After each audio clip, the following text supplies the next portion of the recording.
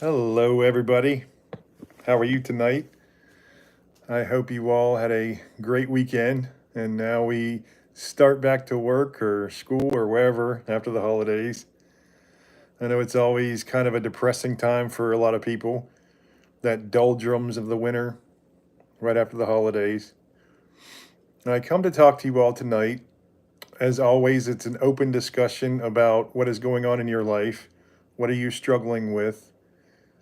But I want to focus on the one bit of advice that I give to everyone that was advice that I would have just rolled my eyes at before I was saved. And that is to trust in God in everything that we do. I know it seems like, oh, well, that doesn't work. That's just a fantasy or some kind of delusion that we make up in our head. But I promise you it isn't. God is real, and he has a personal relationship with us if we just surrender our lives to him. Because he surrendered his life to us. That's what many people don't understand. Christianity is not a religion, it is a relationship. We surrender to each other. The God of the universe, the creator of everything, the author of life, came down to this filthy world, walked among us, and suffered immensely. Why? So he could relate to us and we could relate to him. There is no other religion that has that. There is no other religion that even comes close to that. There is no spirituality that gives you that connection with God. I see New Age and New Thought and many other generic spiritualities, personal, private spiritualities, universalism. They strive to have this connection with God that it is not anything except for an exploration of their own spirituality. And when you explore your own spirituality, that is a fine thing to do. But you open yourself up to all kinds of warfare. And it's a warfare that is more like spyware. It comes in the dark of night and it infects you. And I really was a victim of this myself. Mindful Nomad, hello. No, I don't have a call-in show. I'm sorry about that. I don't. Unfortunately, I'm going to try to have a show where I can bring people on as guests, like a panel of people. But right now, I'm still too poor to afford that. I think it's like $40 a month to buy the thing. So I'm right now just responding to comments, brother. But thank you so much. Is there anything I can answer? I know sometimes it's a lot to type it out in the comments, but I'd love to talk with you, brother. You like my hat? Oh, thank you. I'm just ready for them to lose. They play on my birthday this week, so waiting to see my birthday disappointment of the Steelers losing. But hopefully, if any team has a chance to beat the Ravens, it's the Steelers because they have their number. But yeah, I swear it's the first year that I'm so into football. I'm such a big football fan because I didn't play like professionally or anything, but I went to play in college and then I realized, oh, it's more fun just to party. So I'll just party instead. Why would I spend my afternoons and mornings out in the Georgia heat when I could just be sleeping and then getting up and just partying all day and living recklessly? But I've watched football this year, and it's funny because every time I have a football game on, I have like a sermon going, or I'm reading the Bible, or I'm like, man, if I would have seen my life 3 years ago, I would have been like, you are the lamest idiot I've ever seen in my life. but I have more fulfillment now than I have ever had in my entire life. You see, I did not want to go on living my life, and I offered my life to God, and He took it. He took it immediately and gave me the most profound sign I could have ever imagined, short of Him descending from heaven. And since that day, He's talked to me on almost a daily basis. And I urge people think about Christianity. A lot of people think it's a joke, because of what they hear about the lies that are told about, oh, well, it's just a made up fantasy by people, 2,000 years ago. And it's all, there is more evidence of Jesus Christ being real and actually changing the world radically than there is of anyone in human history. He has been studied more than anyone in human history. He has changed the world more than anyone in human history. But that personal connection, a lot of Christians don't even find it. It is the greatest gift that is given to us. When we can trust completely in God, all of the anxiety, all of the depression, all of the anger, all of the jealousy, it just lifts off our shoulders. And every situation, even ones that seem like it's too much for us, it just becomes like a little bump in the road. Like, oh, what happened there? And of course, we still can grieve and we still feel sad and loss and heartbreak, but it's nothing like before. I promise you, I have so much pain in my life, constant pain, physical and mental, and I have not suffered once since God saved me. And I want everyone to be able to feel this. And I know some people will just cling to their doubts, and they'll cling to the desires and seductions of this world, the things that they know are going to get them through the night, the alcohol, the drugs, the gambling, the sex. These things, chasing little dopamine hits, even relationships with other people that we think are loving, they will devour us. They will eat us alive. Because when we put all of our expectations on even a husband or a wife or a parent or a child, then that relationship becomes burdened by your expectations. And as soon as that person, human, we all are, lets you down, maybe they die, maybe they leave you, maybe they betray you, maybe they hurt you in some other way. As soon as that happens, then those expectations that we tied to them bring us down with them. And it brings them down even farther if they're still alive. If they're not, then we have nothing left. That was our worship. That was our God. That was our reason for living. And no longer can we live. No longer do we have a reason to get out of bed in the morning. We all worship something. If that something is anything besides God, it will eat us alive.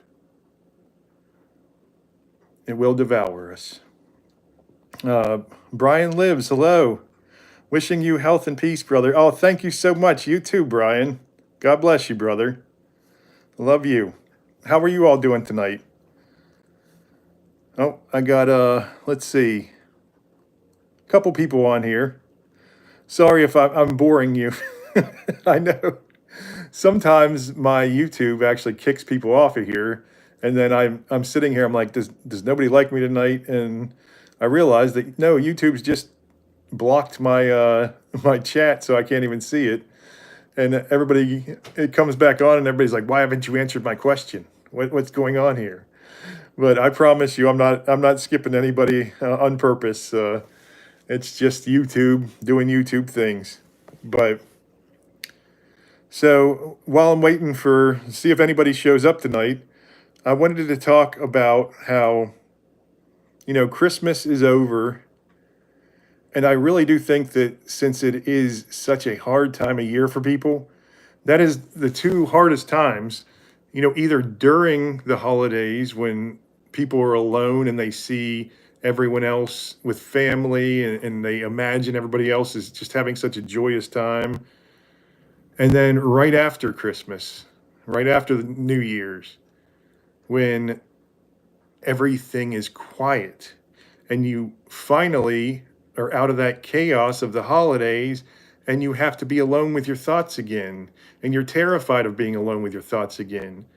You're afraid that depression or that anxiety is going to corrupt you again, and you just feel hopeless.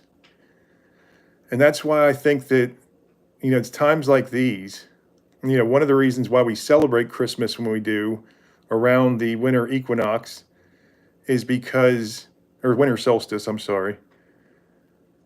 Is it winter equinox? It's the equinox, isn't it? No, it's the solstice. I don't remember. One of those others. You all in the chat might know. It's the darkest time of year. And the darkest time of year, the reason we hang lights, we put lights up and decorate for Christmas, is because Jesus was the light of the world. Again, the only God, the only single one. People, when they say other religions, they're all the same. They all are, you got to be good. And if you're good, you go to heaven. That's not what Christianity is at all. Christianity is saying you're never going to be good enough to go to heaven.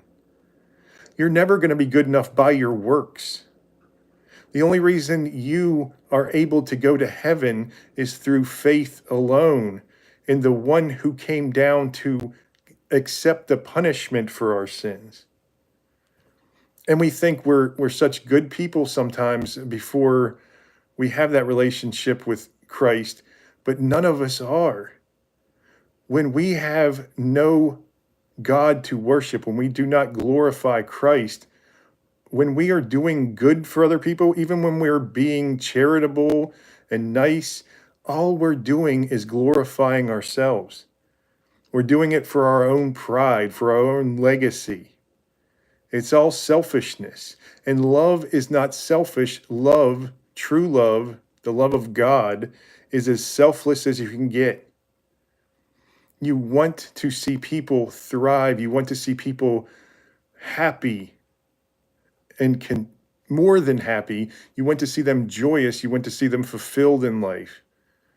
You want to see them thriving. And that's what love truly is. Oh, okay. I'm sorry, Ricky. Hello, Ricky Ticky Taffy. I like the name.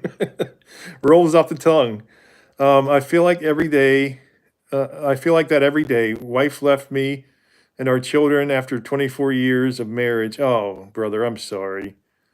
Silent treatment for over a year to us all. My sister stole my inheritance from my father, and I suffer all in 24. Oh, I feel totally hopeless at 58 with physical disabilities now. Only thing keeps me going is my kids. And that's the way it was for me too, Ricky. I swear to you, now I didn't have any inheritance yet. My parents, 13, it's been 15 years now. I've been disabled. I woke up one day and I could barely move and found out the bottom two discs in my back were just completely gone, not gone, but compacted in there. And I went to this clinic that they say 99% of their patients don't have to go in for back surgery. But I was one of the 1% who had to go to back surgery. And while doing the back surgery, they nicked my sciatic nerve. So my nerve is damaged and it is in pain all the time. And that started my downward spiral, brother.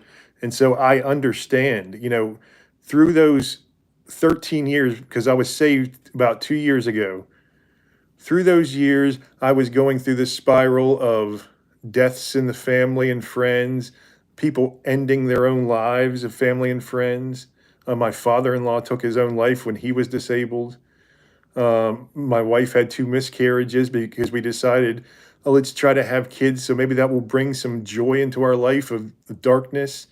And no, my marriage just kept falling apart. It was constant suffering, living in poverty. or right just above the poverty line, not enough to get like any kind of help. I guess a little bit of help probably we could have gotten, but too proud for that. And so I just sunk lower and lower, and I felt hopeless. And finally, when my parents both became ill, my dad had a heart attack and was recovering from a heart surgery. And my mother, during that recovery, she had a stroke and was partially paralyzed. It affected her brain. And those were the two people that I relied on through everything. And so when I had no one to rely on, and I had turned away from God my entire adult life. When I was a kid, I had a great relationship with Christ. I would talk to him and like he was my best friend at times. And then when I got older, I was like, well, that's just a little kid's game. It was like the Tooth Fairy or the Easter Bunny. It was just my imaginary friend. But I felt him in my life. And I just wrote it off as a delusion because I was like, that could not happen to someone like me. That could not ever happen to me. I am not worthy of a God, the God, taking interest in my life. And that attitude throughout my adult life just kept building and building. And then when I became disabled, it became something that was accepted. I was cursed. If there was a God who intervened, he definitely hated me because there was no way a loving God would let me suffer like this. But after my parents, I went out and I called to him and I cried to him. I said, please, if you will just save me from this hell I'm in, I will give my life to you. And not 10 minutes later, a white-tailed doe comes running out of the woods, and she bowed her head on the lake shore and let me pet her, and then she walked alongside of me for over an hour. And since that day, I swear to you, I have not suffered once. Since that day, even though I still live above poverty, I actually make less money now because I spend my time doing YouTube instead of, I was doing a little eBay store just to make some money. It was all I could really do. And I spend my time doing this, and I have not struggled to pay one bill in 2 years. It makes no sense to me, except for that God provides everything I need. Every time I start to slip and I feel my life going back to that chaos, I just run to God's feet and I throw myself at his feet. And he always lifts me up. And I've learned to just rely on him for every single thing, every situation. And he lifts me through all of them, and it is beautiful. Roach, my brother, how are you doing? Great to see you. I am doing awesome today. I really am. It was a cold day, but I got a good walk in. Hoping to get another one tomorrow before some more weather comes. Where are you all at?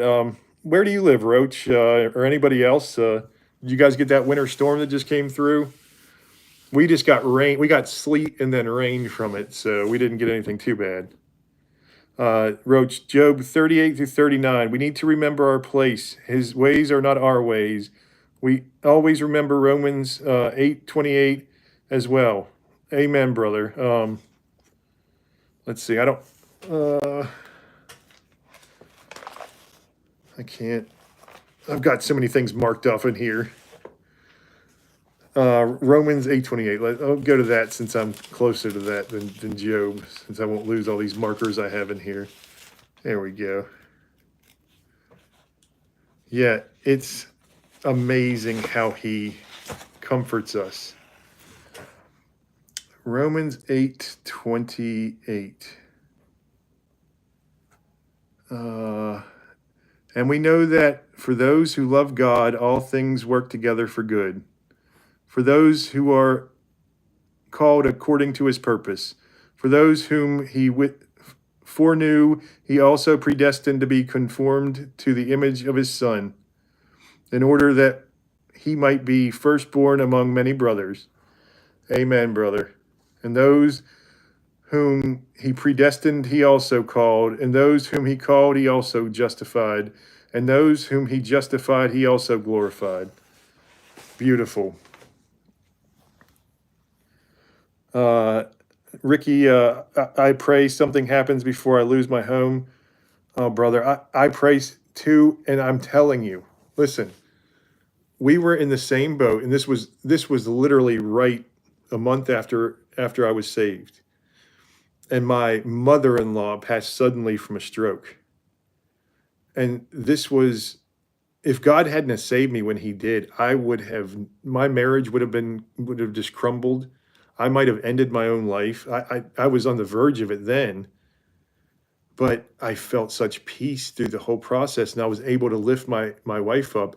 And just after my mother-in-law passed, my wife was freaking out. She was a very poor lady too. She lived in poverty for her whole adult life. They grew up in poor Appalachia, but my wife still had to go to Northern Virginia to um, go and help settle her estate and everything. It wasn't very much, just like a couple, maybe like $1,500, $2,000, and she had to split it with her brother. But she had to go up there, and both of our cars were breaking down, and both the kids, we had to drive them to school, and we only had one car that was kind of running. And I was like, just rent a car. And she's like, renting a car will be more money than we're going to actually make off this off the inheritance.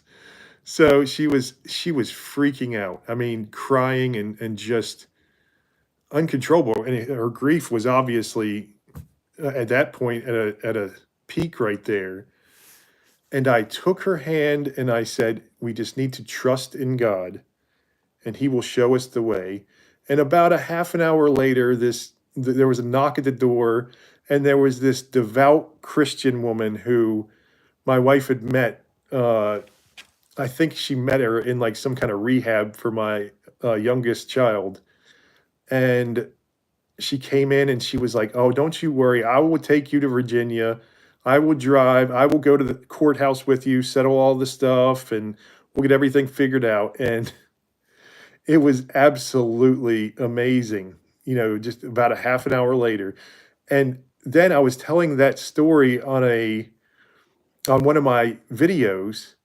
And as soon as I said, I told that story, then I said, and I just told her we just had to trust in God. I said that and a hawk screamed and flew over me. It was incredible. I still have that. I'm trying to save all of the videos I get signs from God in. And I'm telling you, we get in these situations and it is terrifying. And you're going to sit there and worry and fear, and it's going to eat you alive, brother.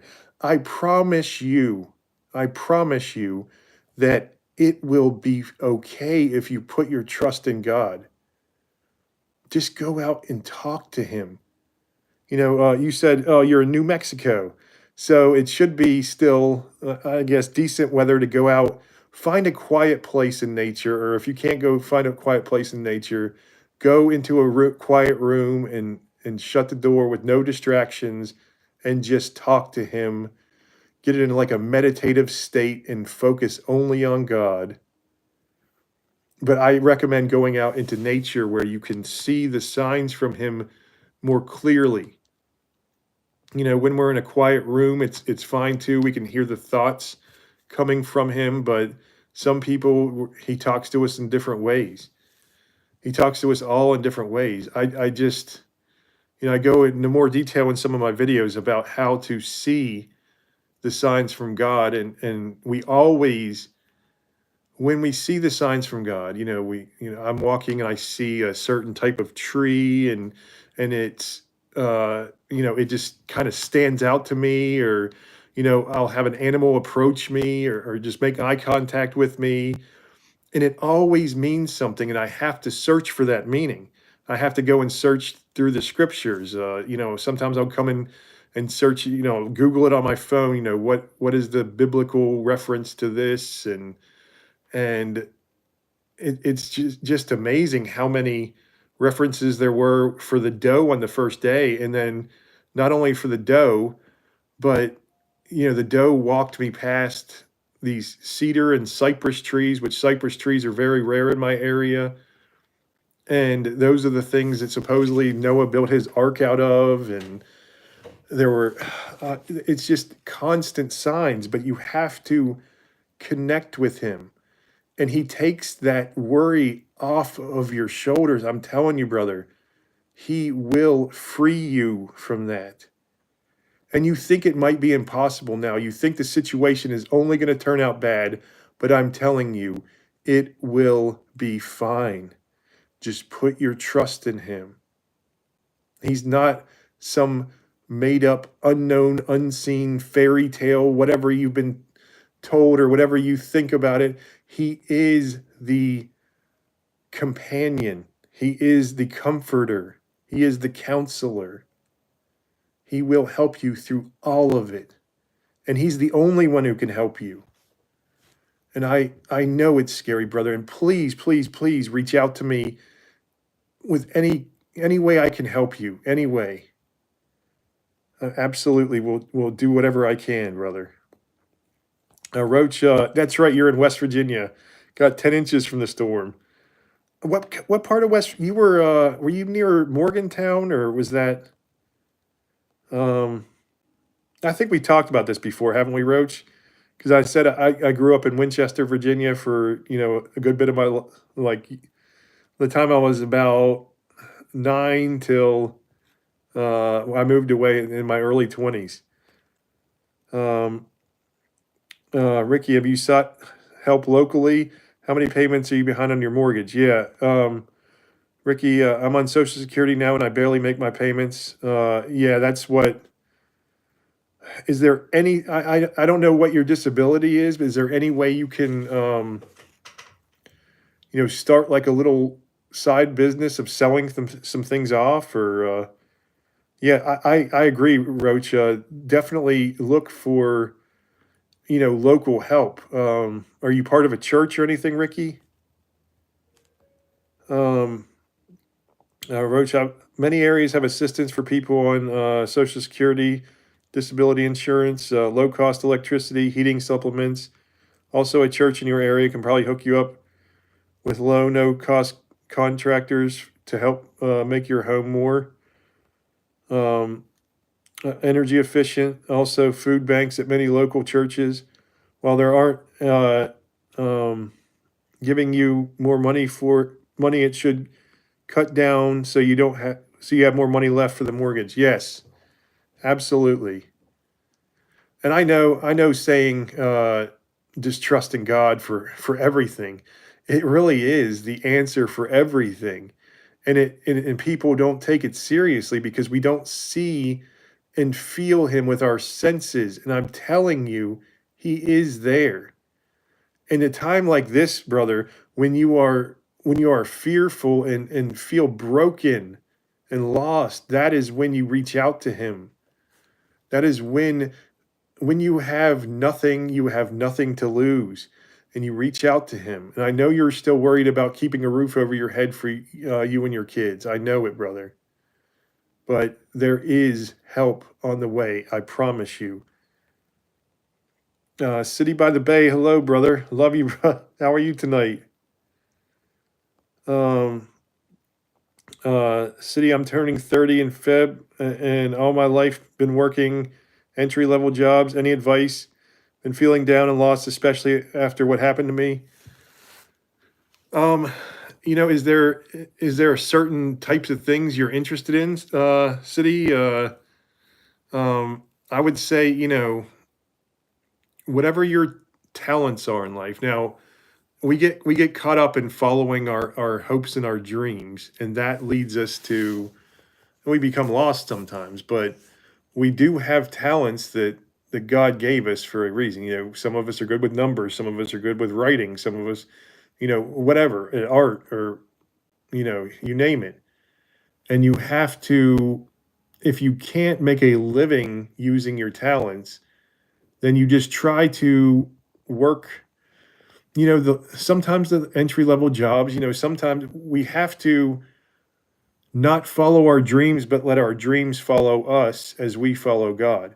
So again, every single job, every single experience you have is going to have a meaning and be a lesson or a stepping stone to something else. And now, if you start approaching people in a different way and approaching people with love and compassion, you'll find that man, many doors open up. I mean, I was completely secluded for those 13 years during my early disability. And during that seclusion, I lost all my social skills. I forgot how it was to even interact with people, really. I was just, just hiding away and afraid. And when God took that burden off of me, I was able to go in and even situations I didn't want to be in, especially situations I didn't want to be in, I would feel his love and his peace. And just, I would ask him, I was like, why do you have me here? Is it to meet someone? Is it to learn something new?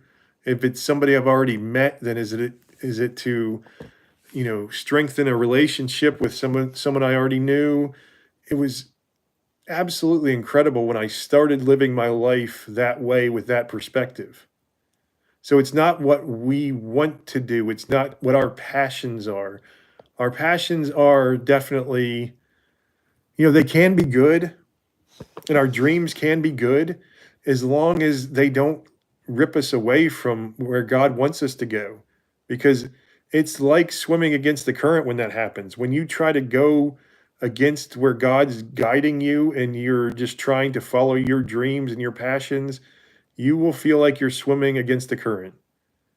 And, when you're young and you're strong, it's like that song Against the Wind by Bob Seger, running against the wind, young and strong and running against the wind. You can do it when you're young and strong, but when you get older, man, that current will start taking you, and you'll just get so tired out and you'll just hit every single rock because you're facing the wrong way. And when you have your eyes focused on where God is leading you, then you are able to go with the flow. You're able to navigate. You're able to feel the fulfillment in your life for the first time. I thought, the only way I'm going to get fulfillment, I wanted to be a writer so bad, write like science fiction novels and lyrics for songs and all these things that, I was okay at, but not very good at. And I thought, if I can't make it doing that, I'm not going to have any fulfillment in life. And that is a trap right there. It is a trap. And it's one that a lot of people I find put themselves in. If I can't do what I love, then I'm going to be miserable. But you can do what you love. You can always do what you love. Just don't let it rip you away from what God is guiding you towards, because he's guiding you towards something that you will love. I guarantee you will love it. You just have to understand that he's going to maybe lead you way, way around this way and not just in a direct line. God's plan for us, it's got a treacherous road ahead, and it looks horrifying. That's why you put your faith in him and you strap on that armor every single day, and everything is going to be all right then. Everything. Just like Bob Marley says. Roach, call your electric co-op or the SS office in your area, Ricky. Some church liaisons also assist you with contracts in your area. Yeah, I know that.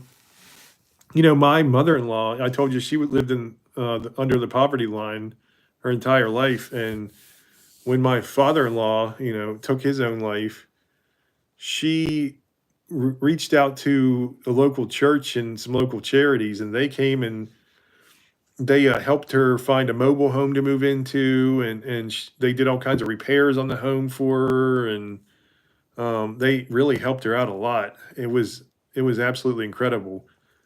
But there's definitely options, but don't panic, brother. That's the biggest thing. Do not panic. Even if you're falling behind and you're getting so behind on those bills, it's going to seem like it's going to seem hopeless. It is. And that's what, you can look at it at, I don't know if you're a believer or not, but I believe it is the devil and the seductions and his manipulations in our life, the darkness that he throws at us. He makes us think that God isn't there with us and that it's going to end as badly as possible. Because in my life, man, I'll tell you what, whatever could happen did happen. I had that curse on me. What is it? What do they call that? Murphy's Law or something? Whatever can happen will happen. It happened in my life. I used to joke about how I had, the curse in my family. And, everybody agreed with me because we were all just one thing after another after another. And some people are still stuck in that. And I found out, no, my life wasn't cursed. My life was being led. I was being led through my brokenness to God. That's exactly what happened. Through our brokenness, we will find him if we reach out to him. I haven't found someone yet who has a strong relationship, who's been born again, who hasn't suffered immensely, who hasn't been at least close to completely broken. And I don't want that for anyone, but it does make you ripe for redemption. It makes you fertile ground for salvation. I mean, we literally fertilize soil with manure. And that manure it's exactly how our lives, we see all this crap falling on us. So, I'm trying to make it kid friendly, even though it's the middle of the night, most places. We see all this manure flying on us and they're like, oh man, my life's a piece of crap, and that is just the fertilizer for it to grow into something beautiful. It really is. Um, uh, Ricky, I'm praying for you, brother. I'm praying for you. Reach out to me. Leave a comment in any of my regular videos or whatever, and I will keep in touch with me, brother, because I want to make sure that you're okay. I know how terrifying this is. I do. And I know a lot of what I'm saying to you just seems like, oh, it's some religious nut saying this, but I promise you, it will be okay. And it's going to be difficult at times, but you know what? It will be so much easier once you unburden yourself of that anxiety and that fear. Because you've got enough on your plate with the pain you're in, with the children. Do you have adult children now, or are they still young? Jay Sharp, hello, brother. I've had some hard luck lately, but I won't lose faith in it. Amen, Jay. I swear to you, the hard luck, I keep saying it, and people get mad at me sometimes, not you guys usually, but people who are usually non-believers or atheists.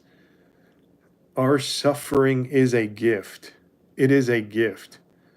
Actually, it's kind of funny. I was watching a couple weeks ago. I was watching the Jamie Foxx special. I don't know if you guys got a chance to see that or not, but Jamie Foxx just had that like stroke, and he went through it, and he was like completely lost a couple weeks of his life, and then he had to learn how to walk again and everything.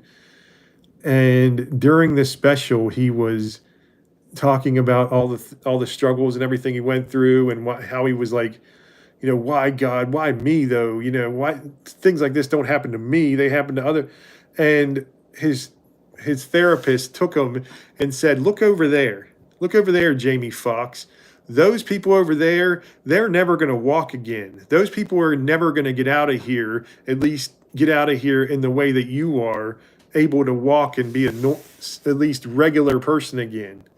Those people are stuck in here with crippling illnesses and diseases and injuries. And he said he just broke down, and he was like, okay, I'm going to do this. And he learned to walk again. And during that special, he said, God, thank you. Thank you for the stroke. Because it was the greatest gift he could have gotten. It really was.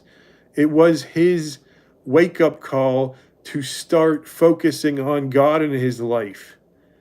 And he said that he believed in Jesus, and he would, he called himself a Christian, but he never knew what that was until he had that stroke and until he went through that, and God showed him, look, you put your faith in me, and I will heal you. You will walk again, and you will be back better than ever.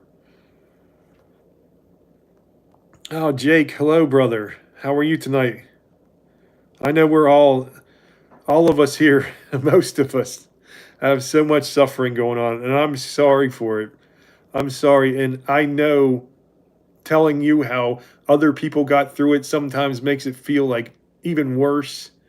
It's like, oh, well, they got through it, lucky them. I'm still stuck in this darkness. That's how I used to feel, at least. I wouldn't usually say it out loud. I would be like, oh, that's great, because people would always come up and be like, yeah, Jesus will save you. And I'm like, yeah, okay, he's kind of abandoned me here. It's been 13 years. Where's he at?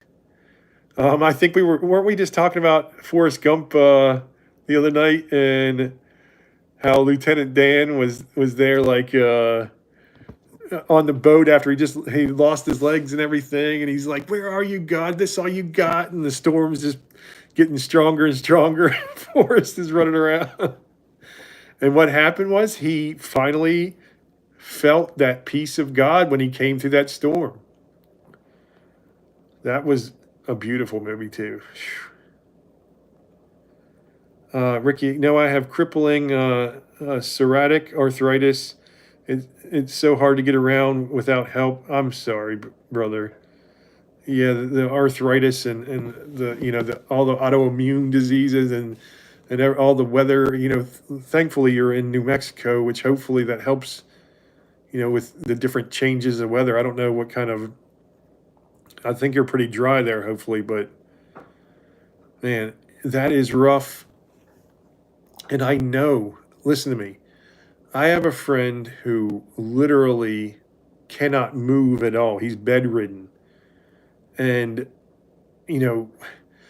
I went to visit him. He lives by Virginia Beach, but he came to my area to the Duke Hospital to get a hip taken out. And he wanted to get a hip replacement, but they would not replace the hip because he had some infection in his leg.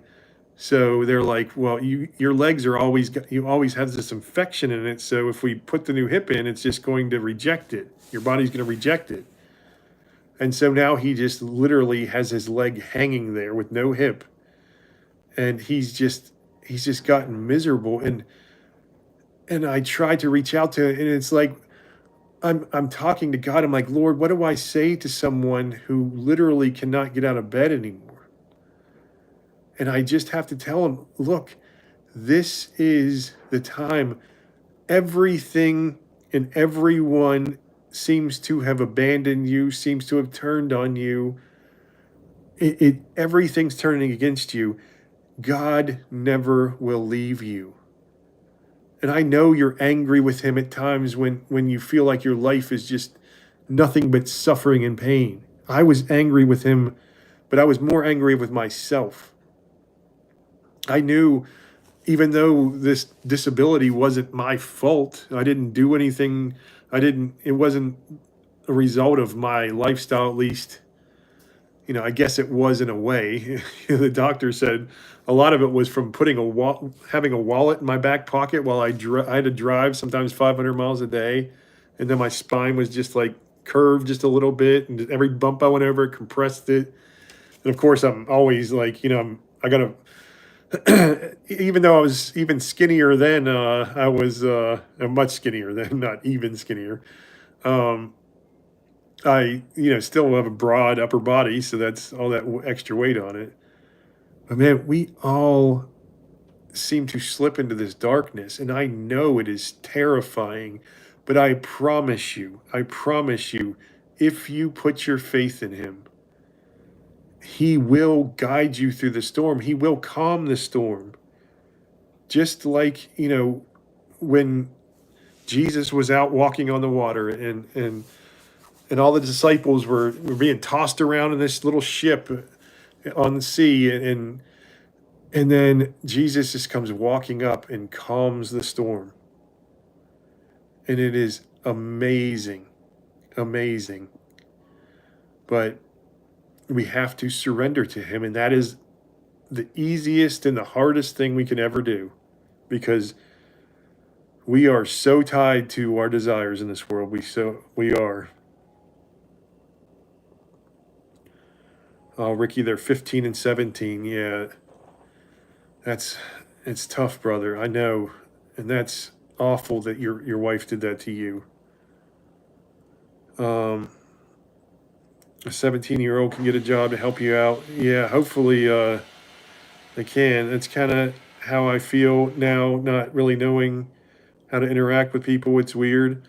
Yeah, it's it's weird, isn't it, Jake? Like you feel like an alien in the world at times, don't you? When you get that anxiety, or you get like kind of divorced from the world a little bit, and then you feel stuck, and like when you go out, everybody just seems so strange to you, because all you see is like the bad things on the TV if you watch the news or hear the news. And then you go out and you see how people just are disgusting to each other sometimes. And, every now and then you'll witness an act of kindness, but not very often. It's usually road rage when you're driving somewhere, and then you get to a grocery store and everybody's pissed off having to wait in line, and you just view everyone in that jaded lens that you see yourself in now. Oh, hello, Trexton. How you doing? How you been, brother? Yeah, Jake. Yeah, 15 and 17 can work. I mean, and yeah, definitely, Ricky. Oh, she has Down syndrome. They don't give you assistance for that, brother. You know, oh, brother, you need to reach out to a church, for real. That is, you need some help there. Uh, yeah, yeah. Hopefully, yeah. Even if she gets the supplement, I know it's probably not enough. And that is, oh, brother, I am so sorry for you. It's there's you have to reach out to a church, brother. You have to. You have to go and find, keep going to one. Don't go to the church to, don't go in there saying, I need help, even though hopefully churches would do that, give you help if you go in there asking that. But go in and find one that seems like, a pastor or a group of people that you can connect with, and just kind of get in there and go to a sermon or two, go listen to a sermon or two, and kind of find a place where you can sit down and talk to the people and tell them your situation. And I promise you, if you find a good one, they will help you. They will help lift you up. In fact, please reach out to me, because I swear to you, we need to, I don't have much money myself, but, if we can start like a GoFundMe or something, brother, let's get something going. If you guys can, let's get something going. I'll post a thing for it. Maybe we'll tell your story I'll put it on a comment, and I'll do a little video about it, and hopefully we can raise some money for you, brother. I'm not promising that we can, but I'm going to do my best if we can do that. Later on, Jay, God bless you, brother. Yeah, and hopefully, like, maybe that'll just be a little bit of extra something, a little GoFundMe, or some kind of, I guess there's other fundraising things. But if any of you have any ideas on something like that, let me know, because I would love to try to help people. I think we need to lift people up for sure. lift each other up, lean on each other.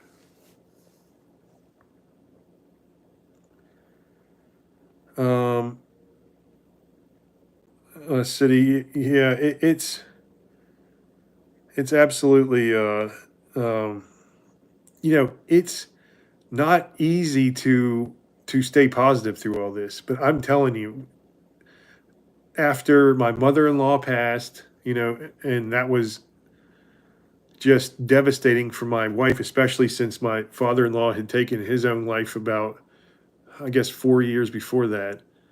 And then there was my grandmother passed shortly after that.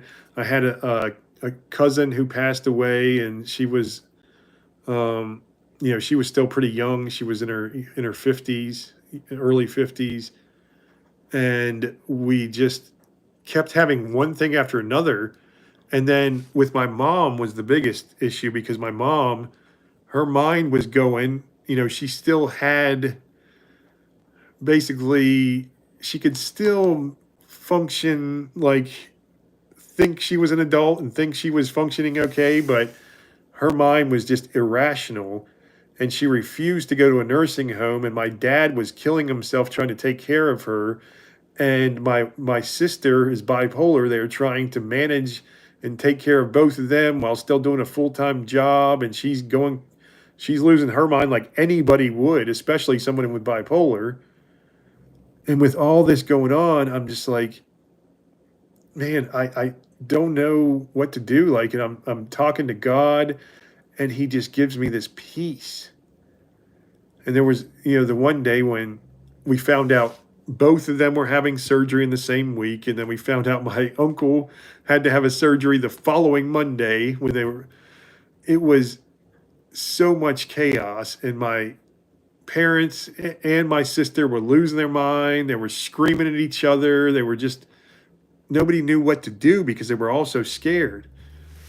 And that's the day I went out and I realized that I have to rely on God for everything, because if not, there's no good answer. What are you going to do? Sit down and figure this impossible situation out? No, you have to trust in Him that He will guide you through it, and He did. He absolutely did. It's not always, it's not usually going to be the way that you expect it to be. In fact, it rarely ever is, but it will happen. You will get through this.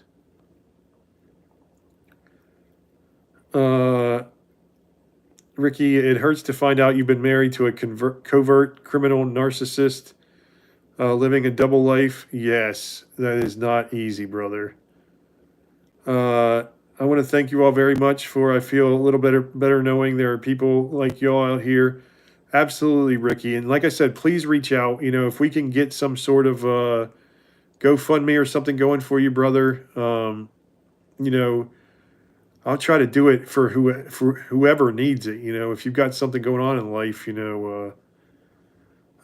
maybe we'll tell the story and put it in we'll put it in a video, and maybe we can raise some money, hopefully. But I know, unfortunately, we have a lot of people who watch or in the same boat, or similar boats. So, we're tight on money at least. But, I'm telling you, we can get at least a little bit for you, brother.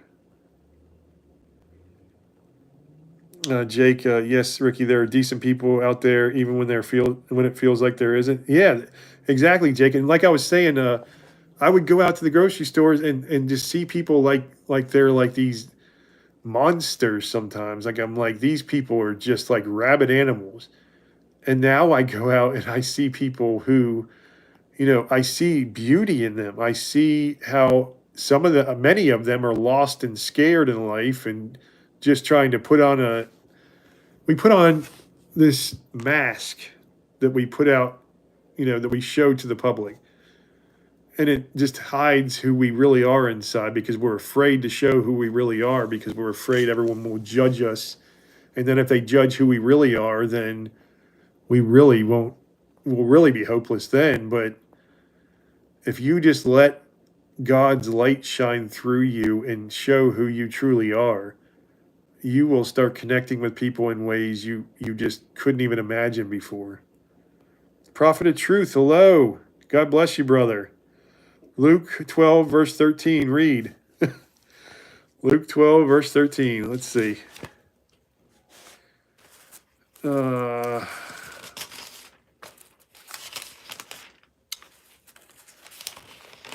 Let's see if I'll turn it. I'll try to turn it around on here. Oh, that's 11.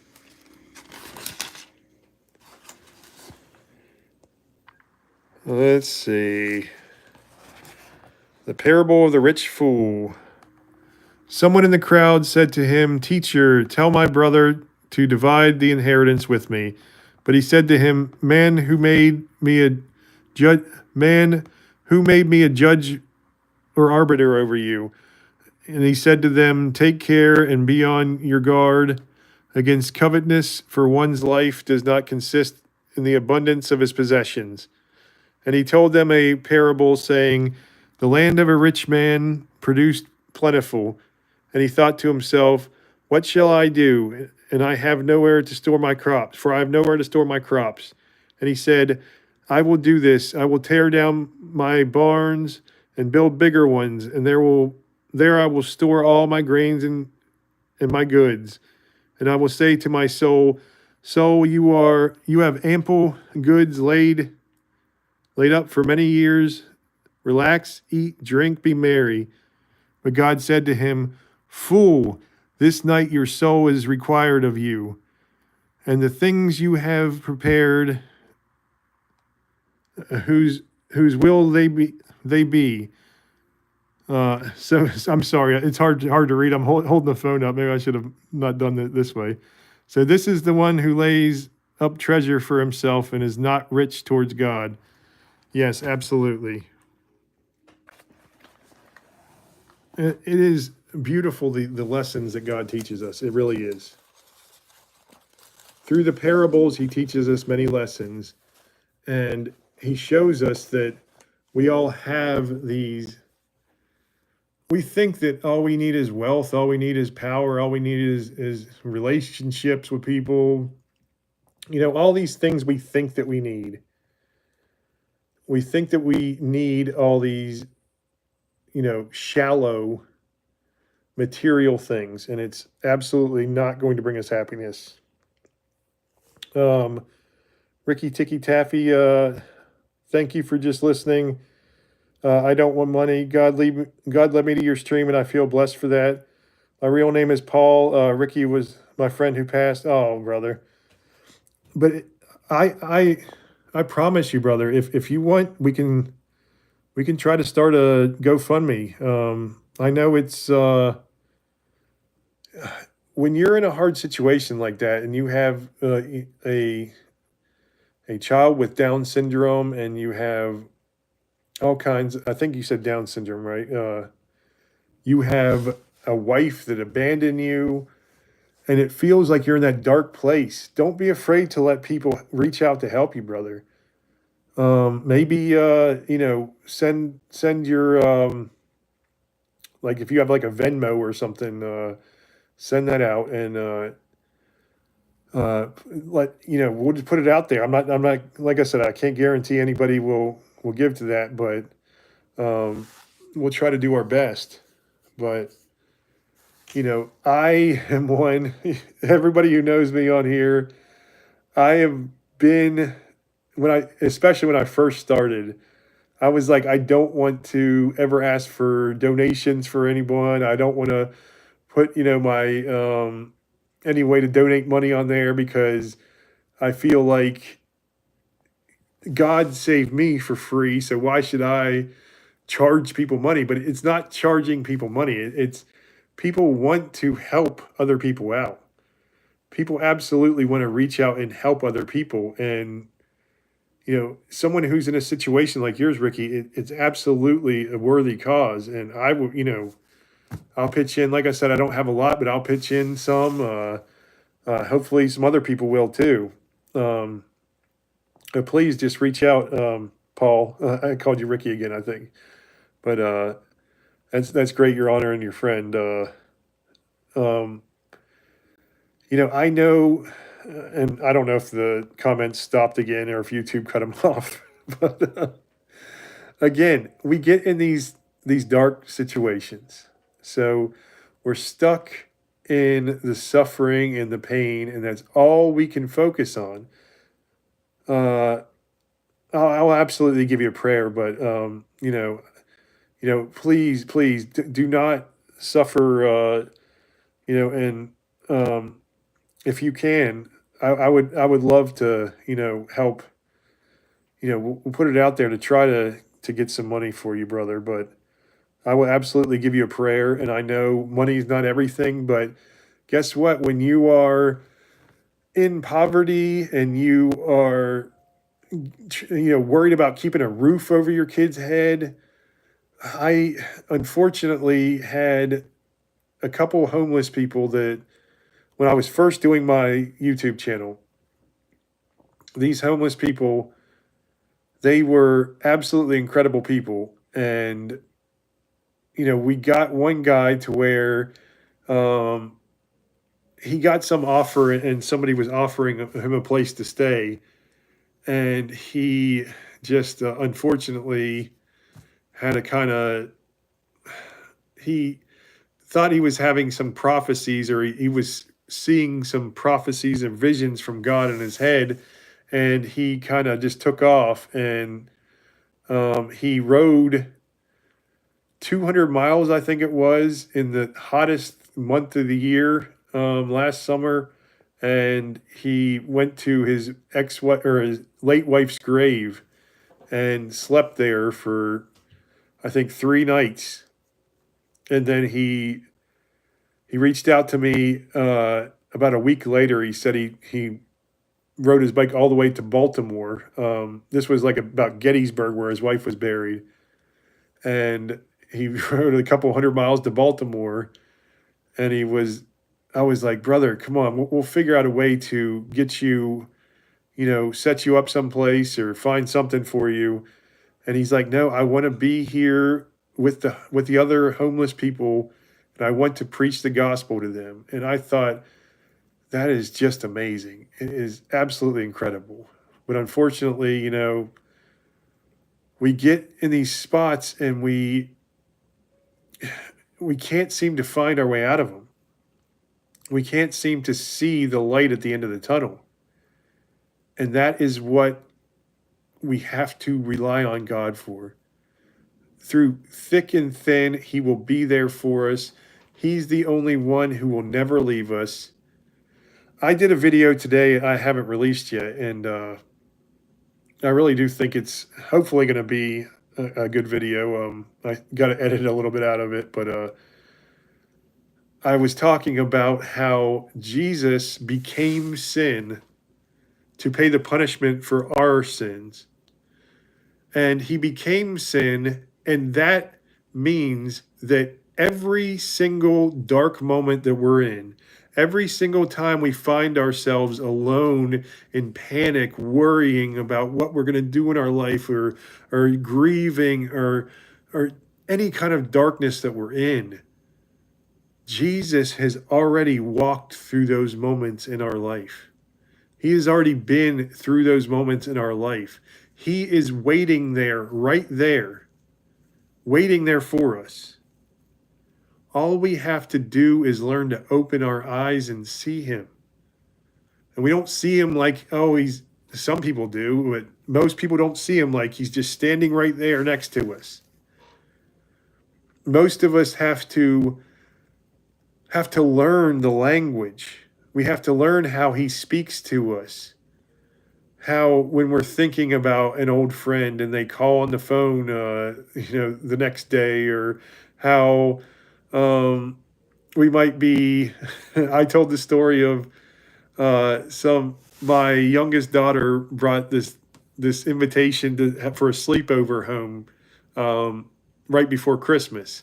And my wife was like, should we let her go? And I was like, well, we've never met the parents, so I don't think we should probably let her go.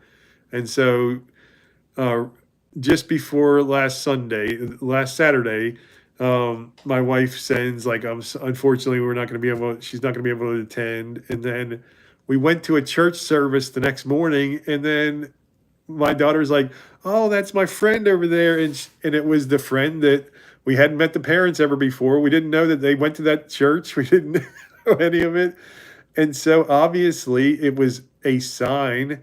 And now we have new friends hopefully in life, and we got to talk to these people. They were wonderful people, and my daughter gets to go to the sleepover, and we've got new friends, and that's the kind of way that he brings people into our lives. He brings us into situations. He shows us the way. He shows us the light. I don't know if the chat's working anymore or not, but is anybody still there? YouTube might have quit on me. I say that, but sometimes it's just people are like, no. Oh, okay, Ricky, you're still here. Yeah, Ricky, please. I know. Oh, Bilbo's here too. Hello, brother. Yeah, please reach out to me. I know I'm the type of person I don't want to take. And again, it won't be charity. It's literally we feel so much better being able to help you out, brother. Anybody who can, would try to help you through. And if anybody else is going through a situation where they're just feeling hopeless, and it's like there's nothing you can do, and you feel like you can't even afford to pay your mortgage or something, I will do whatever I can. We'll try to raise some money, and hopefully at least get you a little extra so you can maybe do something nice for the kids or something, because you need some love in your life. And I know that's, money, again, money's not everything, but showing people love by showing them compassion when they're struggling in their darkest times, that's the greatest thing you can do for anyone. I know for me, it's almost a selfish thing for me. I want to do it. I want to feel better. I want to. I would have done it for my pride before because it's a worthy cause, but now it's to glorify God. It really is. So please, if you can, reach out through any of my comments. But I understand. Don't be too proud to help if we can get it, brother. Bilbo, I have to be going soon, but I've been here for 5-10 minutes. Always love listening to your streams when I see them. I could use a prayer for grace and patience from my in-laws. Absolutely, brother. Yeah, I know how that is too. It's hard. I don't know if you want to talk about it, but what's going on with them? Like, they just normal family stuff, like they're judging you for stuff, or just getting on your nerves, or I know how it can be with all that. I know it was a rocky relationship with my in-laws for sure. You know, Obviously they're both gone now, as I said, but they were both very they were both were alcoholics, and it was kind of a more verbally abusive to my wife, growing up for her, but sometimes physically abusive too. And it was just something I had to, if I would have had God's grace when they were alive, it would have been so much better. And I wish I could have talked to them, and I know that I could have helped them find some peace in their life. I know I could have. Let's see. I better not tell that story. I was just thinking about Roach. I think once we have kids, we understand that our in-laws a bit better. Yes, yes, we do. Absolutely. Yeah. Once we have kids, it's also nice to have them if we have kids to kind of help out watching them and stuff too. Though, I mean, any help you can get when you have kids is usually great. It's like what was that? Those commercials where oh, never mind. I won't say that either. But yeah, it's hard to deal with family. Actually, one thing I'm thinking about getting a video together on is how I think I mentioned on here, but how Jesus went to Nazareth and they ran him out of town when he said he'd fulfilled the prophecy of Isaiah after reading the scroll in the temple there. And he said there are no prophets that are acceptable in their hometown or among his relatives. And it is absolutely true. When you are saved, and when, like, let's say you have a life where, like mine, okay, so my wife and I, we grew up, we started our relationship partying, and that's basically what we did. We lived our whole lives. We were drinkers, always smoking pot all the time. I mean, it was just like always there. Um, we did harder drugs when they came around, like ecstasy and stuff like that. But we never even thought twice about it. We just did it because we thought, oh, we're any chance to feel good in our lives, that's what we're going to do. We didn't think about our health. We didn't think about anything like it was turning us away from God. And that is why we became so miserable, because we had no purpose really. All we lived for was just to go to work. And then when we got off of work, we would just escape into a bottle or into a drug. And then we'd watch a movie or something or go somewhere or travel a little bit. But it just felt so empty. It's like, is this all life is? Is this all the meaning we have in life? And really, I mean, you start to resent your partner, you start to resent yourself, you just become angry and jaded with everyone. But man, interpersonal relationships, they are hard. But I know for me, loving your enemies and loving the people that are very difficult in life, it's something that I'm just now getting better at. I'm definitely not great at it. It's definitely a work in progress. I had somebody who, over the Christmas break, I think I told this story too, but he basically was lashing out and he was accusing me of all kind, accusing, talking to my wife, accusing her of me being. He said I was a junkie and then I'd stole a bunch of money from the family, and then I was like, what does that even mean? Like, what is he talking about? I literally have never even been like, barely even knew this guy. And I'm like, I don't understand what's going on here. Why is he just literally just created a story out of thin air. And and she said, I don't know where he would have got that from. Like, why is he even, like, he literally just made up a complete story. I was like, wait, I did have to take pain pills after my back surgeries. And so, he probably knew I was on pain pills. So then he's like, okay, so he's like, well, you're all high and mighty religious now, so you won't even admit you're a junkie. And I'm like, okay. I was like, brother, I will admit all kinds of things. Every single thing that I do in life, I will lay it out there. I'm an open book, but I'm telling you, I don't have any. I'm not a junkie, and I don't know what you're talking. I've never stolen a penny from anyone except for maybe, not that I can remember at least. And he just was so angry with his life. But see, what had happened was when he was growing up, he was abandoned by his father, right?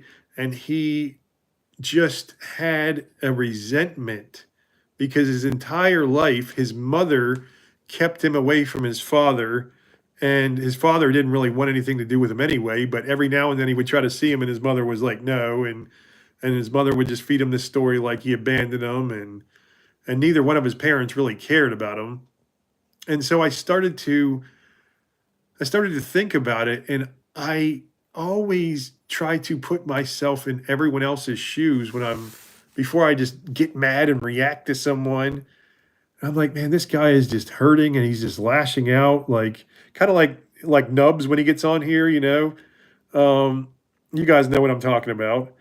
Uh, and they start lashing out at anyone just to make themselves be heard, be seen, because they feel so abandoned by everyone. And you have to get to the root of the problem with everyone and put yourself in their shoes, walk a mile in their shoes, because that's what Christ did for us. He walked more than a mile in all of our shoes. He walked through all of our sin. Every single time we turn away from God, which is most of our lives, Jesus walked in our shoes during those times. He relates to us. He understands us.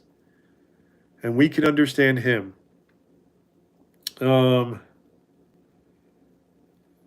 Let's see here. Rick, Paul, let's see. Well, your stream has helped me tonight. I wish I had a friend like you who is real. Brother, I will be here for you as much as I can. Please reach out. I know, you weren't asking for help or anything, but if I can help you, please, reach out. And even if you don't want me to try to collect some money for you,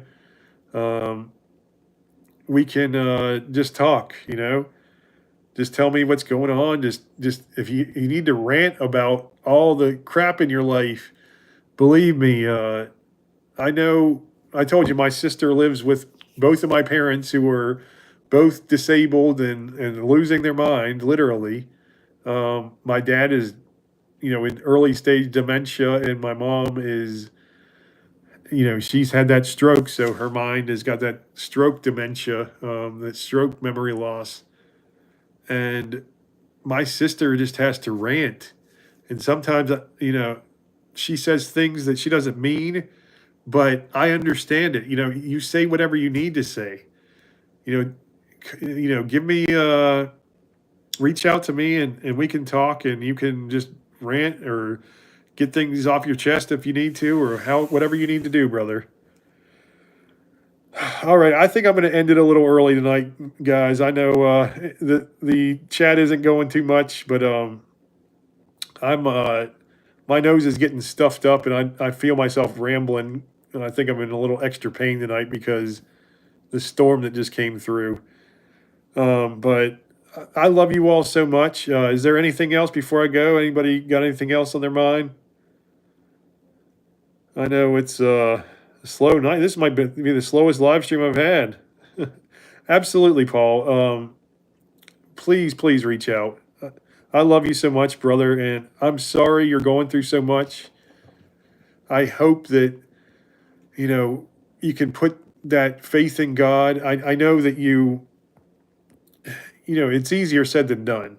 It's like, okay, I believe in God, and I do. I know that even if you're pretty convinced he's real and he intervenes in your life, it's still kind of like, well, I don't really see the results though. I don't really see what's going on.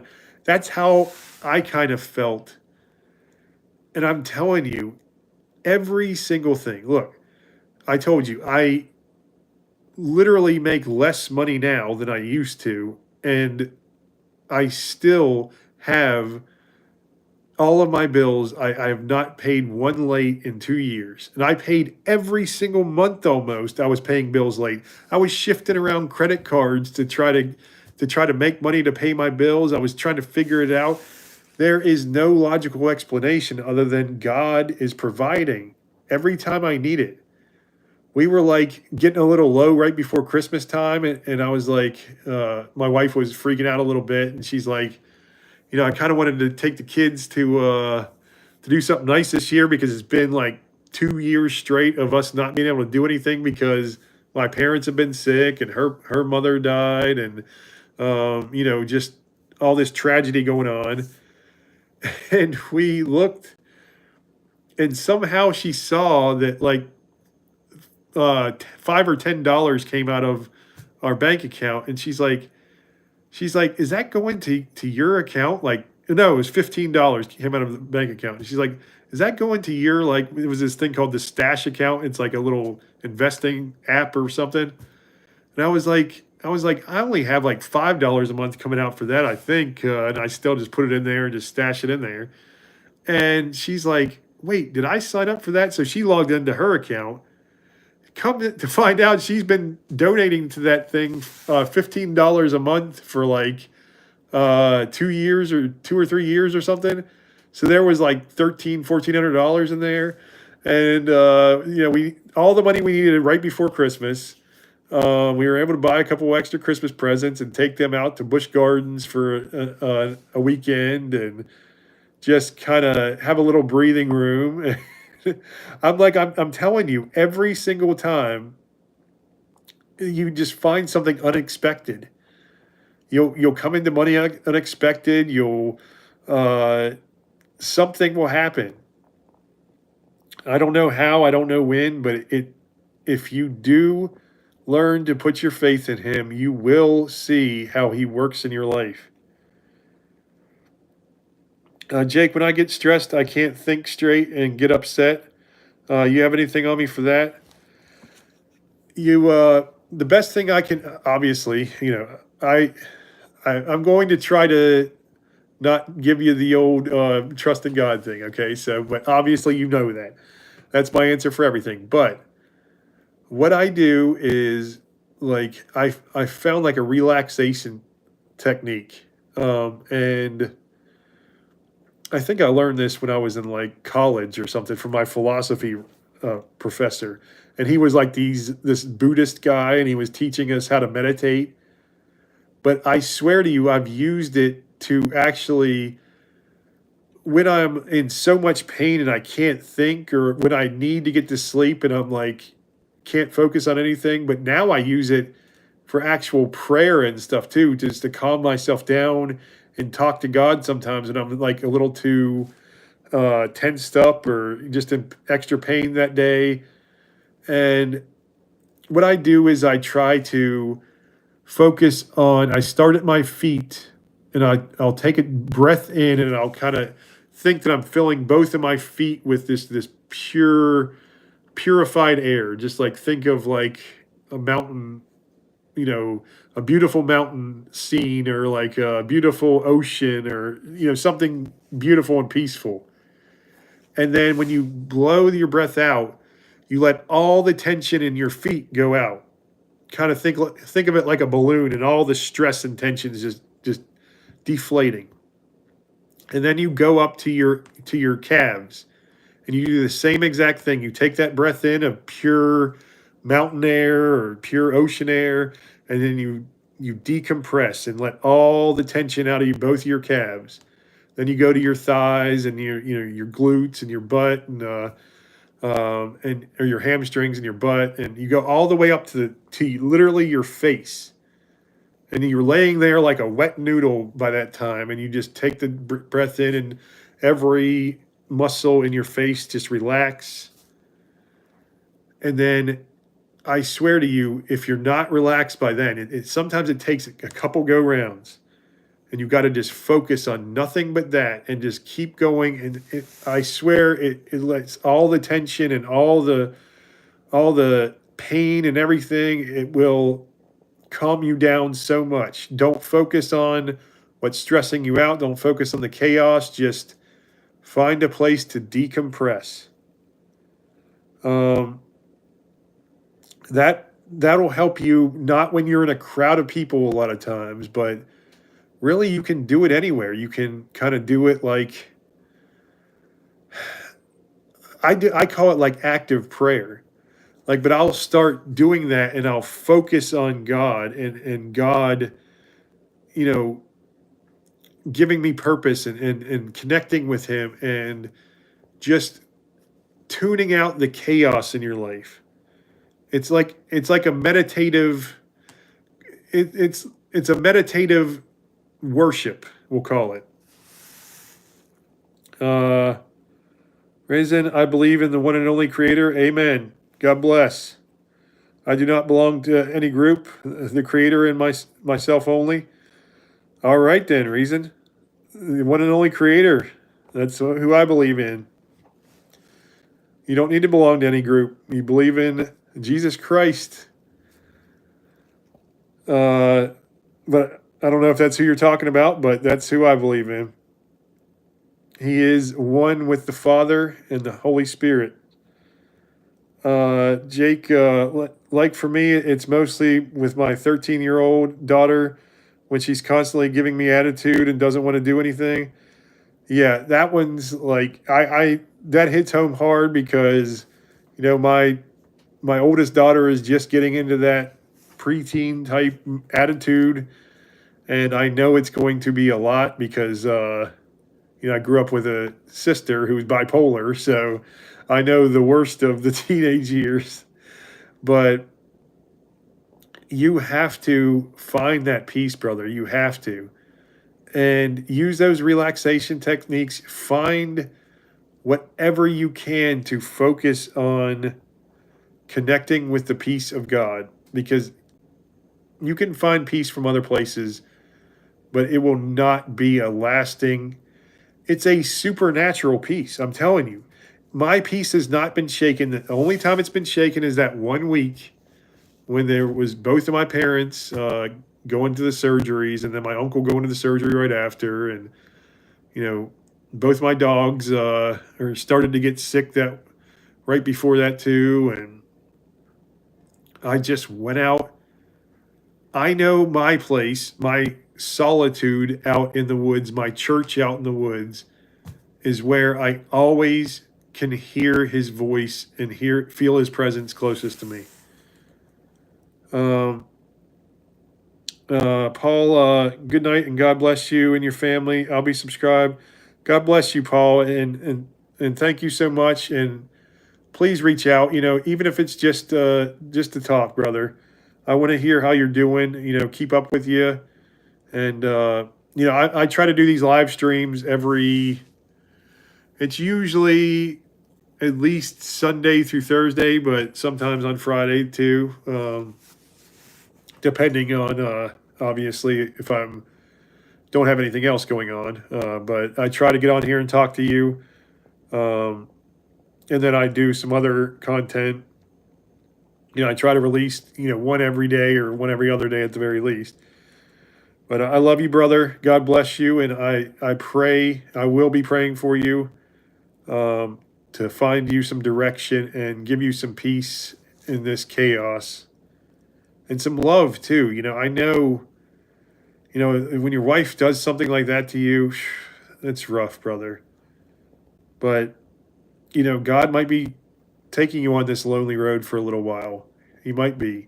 He takes many of us on there and we think, oh, God's abandoned me. We're alone. No, he's keeping you alone so you can learn to have that relationship with him. I'm telling you, that lonely time, use it, just embrace it, because it is there for you to learn how to live with him and glorify God in everything you do, brother.